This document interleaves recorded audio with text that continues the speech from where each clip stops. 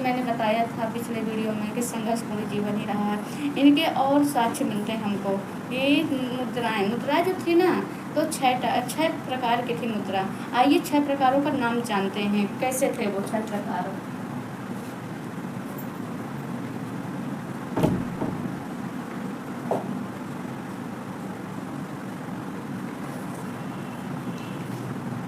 छह प्रकार के थे। हमने मुद्राएं का नाम भी लिख रखा है, देखिए।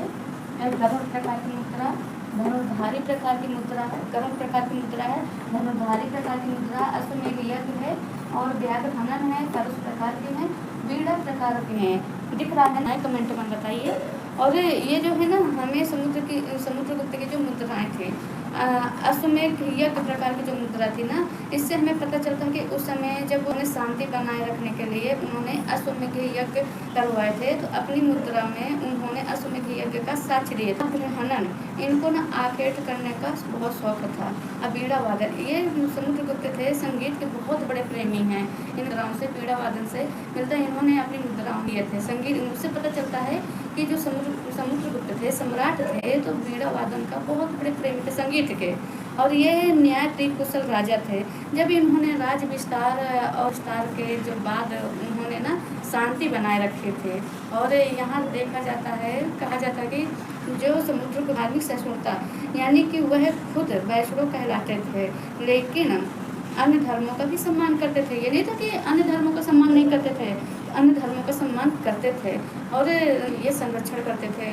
और वो मतलब अच्छी लगे तो बताइएगा, और ना अच्छी लगे तो फिर भी बताइएगा। मैं वो कहावत कह दे रही हूँ, समुद्रगुप्त की तलवार में, यानी कि समुद्रगुप्त की विजय तलवार से हुई है। कहते नहीं है, समुद्रगुप्त की विजय तलवार से हुई है, लेकिन जो शासन करते थे ना, प्रजा के विश्वास से करते थे। यानी कि यहीं से, यही कहावत से पता चलता है कि समुद्रगुप्त की जो विजय थी तलवार से हुई थी, और साथ में प्रजा का विश्वास भी था, यानी प्रजा साथ देती थी। अब उनके शासन के समय प्रजा बहुत हैप्पी रहती थी, खुश रहती थी। तो यहीं से हमें पता चलता है कि समुद्रगुप्त कितने अच्छे राजा रहे हैं। और एक आर्थिक, उनकी आर्थिक स्थिति कैसी रही है। समुद्रगुप्त की जो आर्थिक स्थिति थी, उन्होंने कृषि और व्यापार का बढ़ावा दिए।